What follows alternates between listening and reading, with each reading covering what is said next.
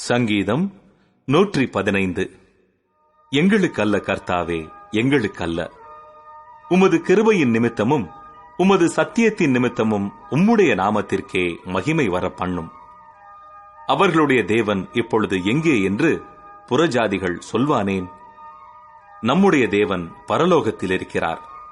தமக்கு சித்தமான யாவையும் செய்கிறார்.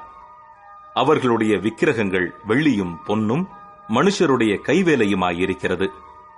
அவைகளுக்கு வாயிருந்தும் பேசாது, அவைகளுக்கு கண்கள் இருந்தும் காணாது, அவைகளுக்கு காதுகள் இருந்தும் கேளாது, அவைகளுக்கு மூக்கிருந்தும் முகராது, அவைகளுக்கு கைகள் இருந்தும் தொடாது, அவைகளுக்கு கால்கள் இருந்தும் நடவாது, தங்கள் தொண்டையால் சத்தமிடவும் மாட்டாது. அவைகளை பண்ணுகிறவர்களும் அவைகளை நம்புகிறவர்கள் யாவரும் அவைகளைப் போலவே இருக்கிறார்கள். இஸ்ரவேலே, கர்த்தரை நம்பு.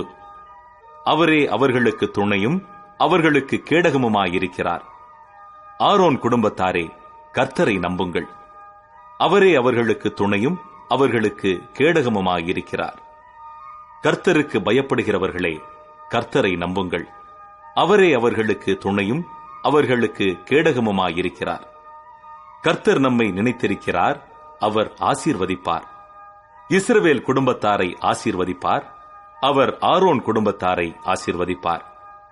கர்த்தருக்கு பயப்படுகிற பெரியோரையும் சிறியோரையும் ஆசீர்வதிப்பார். கர்த்தர் உங்களையும் உங்கள் பிள்ளைகளையும் வர்த்திக்க பண்ணுவார். வானத்தையும் பூமியையும் படைத்த கர்த்தராலே நீங்கள் ஆசீர்வதிக்கப்பட்டவர்கள். வானங்கள் கர்த்தருடையவைகள், பூமியையோ மனுபுத்திரருக்கு கொடுத்தார். மரித்தவர்களும் மவுனத்தில் இறங்குகிற அனைவரும் கர்த்தரை துதியார்கள். நாமோ இது முதல் என்றென்றைக்கும் கர்த்தரை ஸ்தோத்திரிப்போம். அல்லேலூயா.